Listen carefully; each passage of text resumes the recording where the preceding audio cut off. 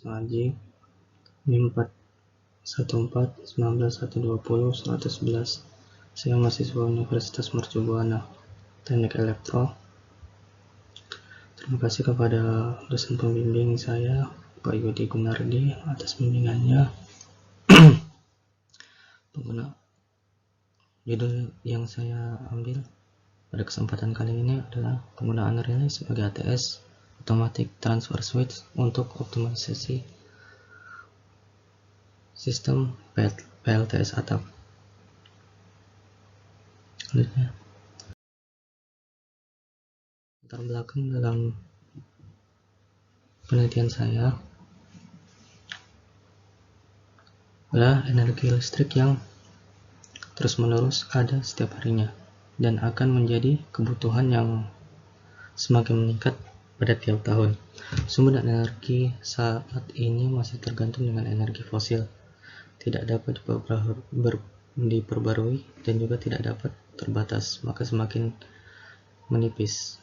Pada penelitian kali ini saya memfokuskan pada optimalisasi pada pagi hari dan juga pada malam hari. Dilihat apakah perbedaan dari optimalisasi tersebut dipakai waktunya itu kapan yang terbaik.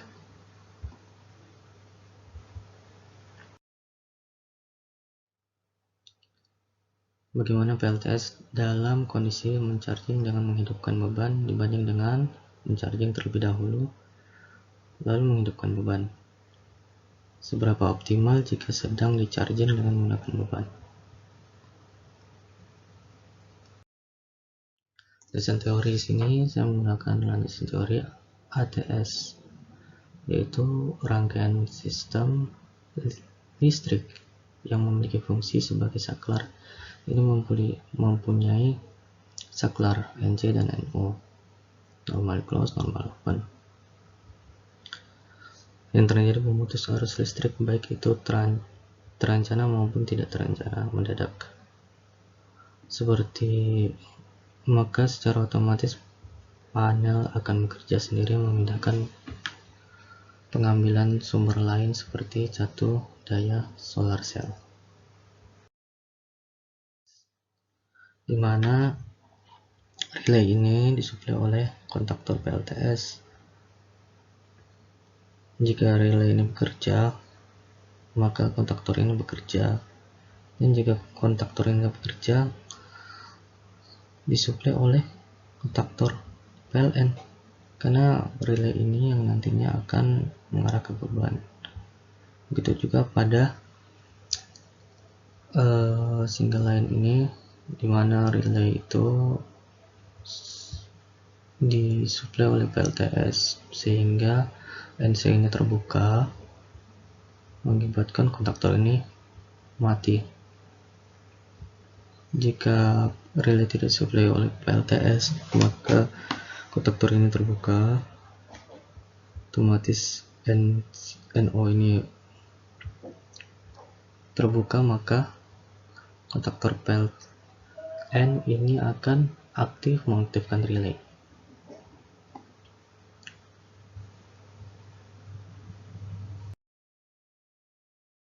Penelitian yang saya lakukan ada 4. Jadi di sini dengan judul implementasi automatic transfer switch, metodenya ya dengan menggunakan pengujian, mendapatkan data masing-masing komponen, penyusun dan keseluruhan untuk mendapatkan data keseluruhan sistem. Darmawan dan Hilman. Jadi di sini kita lihat dia membahas mengenai metode yang digunakan melalui pengisian kosong selama 15 hari. Abdul Majid dia membuat judul semakin menipisnya sumber energi fosil, di mana membahas mengenai pemakaian energi surya bertujuan untuk sebagai salah satu energi memproduksi energi dan menggunakan alat ATS itu. Susanto Eko, jadi dia melakukan analisa perencanaan penggunaan sistem pembangkit listrik untuk perumahan solar home system. Sini dia menggunakan yang namanya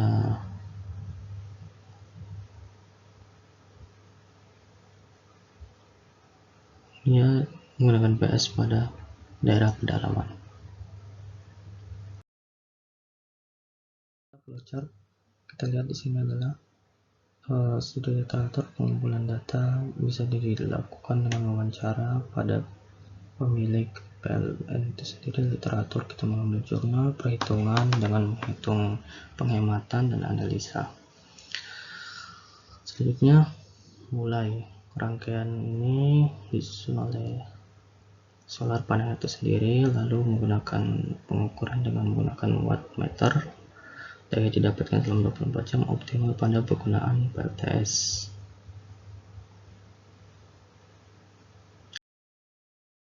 Bahasan kita lihat di sini yang paling terbesar adalah 175. Jika PLTS ini tidak bisa menanggung beban daya, maka akan dilanjutkan oleh PLTS di backup. Begitu juga dengan setelah optimalisasi. Tadi kan sebelum optimalisasi didapat 560 kWh, di backup dengan PLN jika sudah selesai.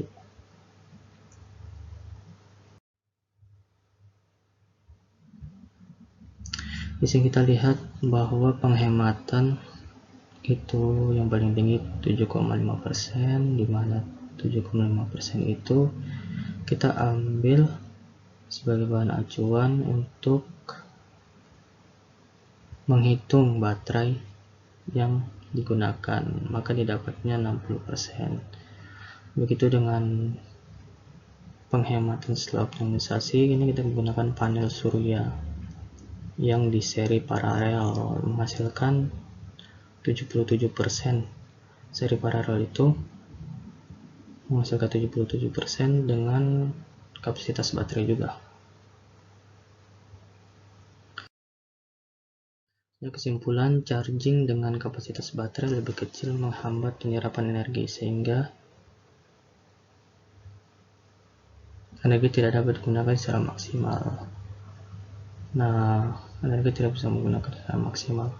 Dengan kapasitas baterai yang kecil dapat diatasi dengan melakukan optimalisasi. Jadi optimalisasi itu bisa mengatasi baterai yang terlalu kecil tadi, yang tidak maksimal ketika baterai itu sudah penuh. Jadi ini didapatkan 16,6% ini didapatkan dari hasil 24,1 kurang 77,5%, dimana setelah dan sebelum itu dikurangi. Dengan data yang kita peroleh bahwa yang paling tinggi itu menghasilkan 560, dan ini lebih baik dibanding dengan penggunaan saat malam hari, 0,75%.